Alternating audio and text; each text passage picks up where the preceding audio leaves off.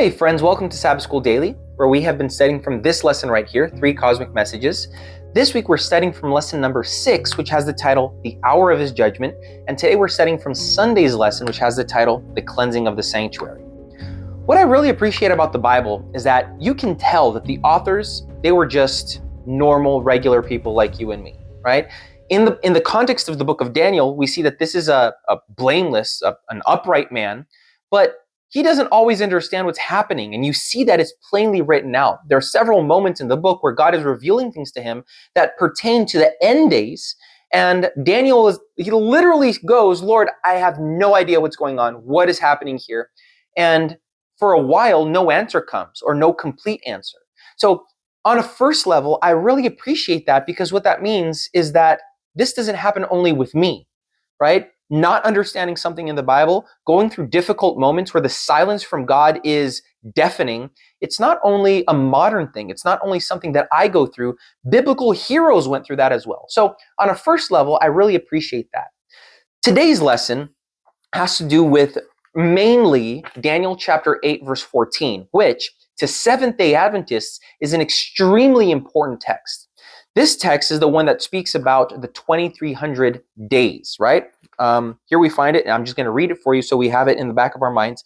Daniel 8:14 says, "And he said to me, for 2,300 days, then the sanctuary will be cleansed." Now, our purpose here is not to go through the entirety of what this text is talking about. If you want more, then there are several good videos, there are several good preachers on YouTube where you could go, you could find people who cover this timeline. What is this vision about? I would urge you to truly study the Bible, allowing the Bible to interpret itself. Don't go through third parties in the sense where you go to other people for theology. The Bible interprets itself. But you can find good people who provide good insight, right? So primarily, let the Bible interpret itself. Let the Bible explain itself. Look at the Bible through 3 lenses, I would say, which is exegesis. These are the lenses of hermeneutics, right? Exegesis, which answers questions of who, where, what, why, and when. That's the first level that you have to do when studying the Bible. Who, where, what, why, and when. That is pure exegesis. It's when you look at the text and you see who's writing it, why is he writing it, to whom is he writing it, where is he writing it, when is he writing it, and so you get a good idea of the context. The second level of hermeneutics would be then biblical theology, which is where you take the principles of Scripture, the principles of the Bible, and you apply them into your exegesis. And then finally, you would have systematic theology, which is where you would ask questions that the Bible isn't obviously proposing, because those are questions that don't fit to the biblical timeline, right? So, such questions such as, how much internet use is too much? Oh, back then they didn't have internet, so it'd be difficult for you to find a verse talking about, internet use. But you do have verses that have to do with how you spend your time, where your principles, what is the primordial priority of your life. You have texts that speak about idolatry, right? So all of these texts, they answer questions that the Bible isn't bringing up quite obviously, such as the internet one, but that on a foundational level, they explain it. So I know I kind of went down a little rabbit hole, but it's all for you to allow the Bible to speak for itself. Let the Bible speak for itself, and that's how you're truly going to come out with some understanding. In any case, the purpose of our study here isn't to really go through the entirety of Daniel chapter 8 and 9, and then Revelation chapter 10 that all kind of connect with each other. But Daniel chapter 14 is a very important text to Seventh-day Adventists, because it's kind of like the starting, it's the kickoff point for where we understand the origin of our church, right? So there's this principle in the Bible called the day-year principle, which is where in apocalyptic prophecy, right, in time prophecy, found in apocalyptic books, Daniel and Revelation, you'll see that 1 day equals 1 year. Now, this should not be applied all throughout the Bible, everywhere in the Bible, because there are moments where the Bible is speaking literally, right? So you have moments where one person is talking to another about something happening the next day or the following week. Those are literal events. But in apocalyptic prophecy, in prophetic books, where there's high levels of symbology and high levels of double meanings, that's where you apply these prophetic tools to help you understand better. So the understanding is that right here we're talking about the longest time prophecy of the entire Bible.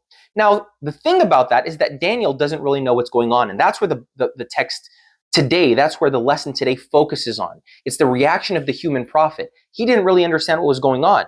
If you look at Daniel chapter 8, verse 27, you'll see that he kind of passes out, right? Daniel 8:27 says, "And I, Daniel, fainted and was sick for days. Afterward, I rose and went about the king's business. I was astonished by the vision, but no one could understand it." So Daniel, he is astonished. He has no idea what's going on. A long time goes by. And then you'll see that in Daniel chapter 9, verse 21 and verse 22, that's where you see something coming along and helping Daniel with what he had seen in chapter 8, right? Daniel chapter 9, verse 20 and 21, look at what it says. "Now, while I was speaking, praying and confessing my sin and the sin of my people, Israel, and presenting my supplication before the Lord my God for the holy mountain of God, while I was speaking in prayer, the man Gabriel, whom I had seen in the vision at the beginning, being caused to fly swiftly, reached me about the time of the evening offering. And he informed me and talked with me and said, 'O Daniel, I have now come forth to give you skill to understand.'" So this is where you see that Daniel, he's praying for a long time, years actually. And he's praying and praying. He doesn't know what's going on. He's thinking about the unfinished the uninterpreted portion of Daniel chapter 8, and finally Gabriel shows up to explain to him what's going on, right? So Gabriel, he shows up here to explain to Daniel the 2300 day prophecy. Now, in all of this, there's one portion of Daniel 8:14 that for a long time in the early Adventists, you could even call them the pre-Adventist movement, right? The Millerite movement, that really befuddled them, that really led them down a wrong path, because they were quick to assume they knew what it meant. And what that is when you read Daniel chapter 8:14, there is this mention of something called the cleansing of the sanctuary. So when the Millerites read this, especially, specifically William Miller, he read this and he presumed that this was speaking about the second coming of Jesus. And so they preached the second coming. There was a whole but we're going to talk about this later on this week, 1844. But the truth is that the cleansing of the sanctuary, it's something that appears only in the context of the sanctuary, right? You'll find it in Leviticus chapter 16. You'll find it in Leviticus chapter 23, right? Or 21. You'll find the mentions of this, of the cleansing of the sanctuary. And this has to do with the Day of Atonement.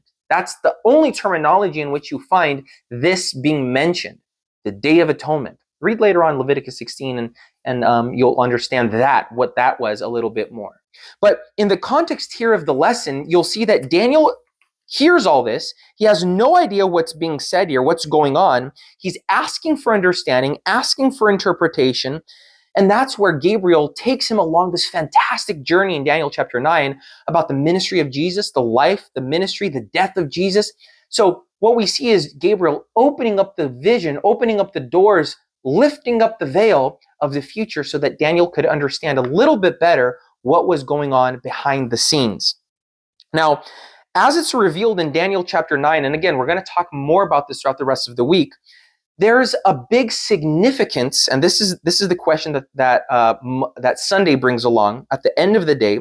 Why is it significant that the death of Jesus, as revealed in Daniel 9, verse 24 through 27, is directly linked to judgment in Daniel 8:14? What great truth is taught here by this link?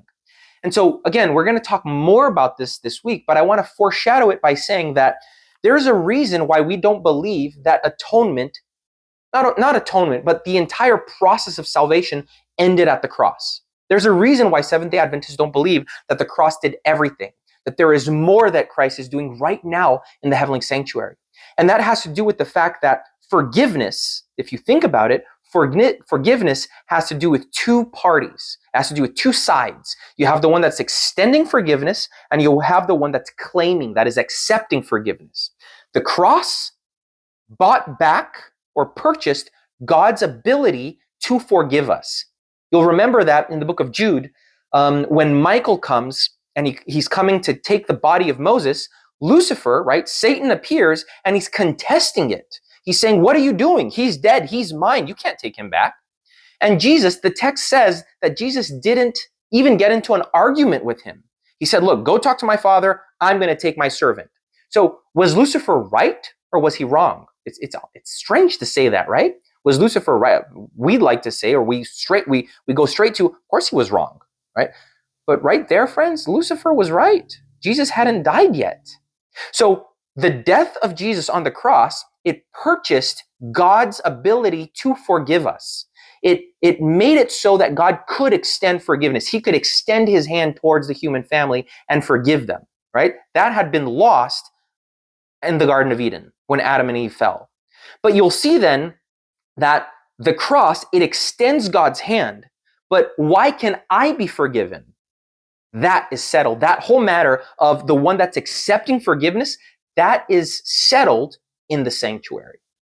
So the cross is God extending his hand. It's enabling God to extend his hand to save, but the sanctuary demonstrates why can I take hold of God's hand? So I hope you understand what I'm saying. You have these two sides of forgiveness, God extending his hand at the cross, and then the sanctuary demonstrates that while I'm still a sinner, I'm still fallible, God can save me, Lucas. So I know that it might be a little bit confusing. We're going to get deeper into it throughout this week. It's a beautiful lesson this week. Don't forget to study the lesson so you know what we're talking about here. Look up the Bible verses, meditate on them, think about them, pray about them. I'm sure that the Lord will illuminate your mind as you study. This study this week, it's going to be a bit deeper, so don't miss out. Please remember to like, to share, and to subscribe to these videos. We release one every day, and I hope to see you again here tomorrow for another study of Sabbath School Daily.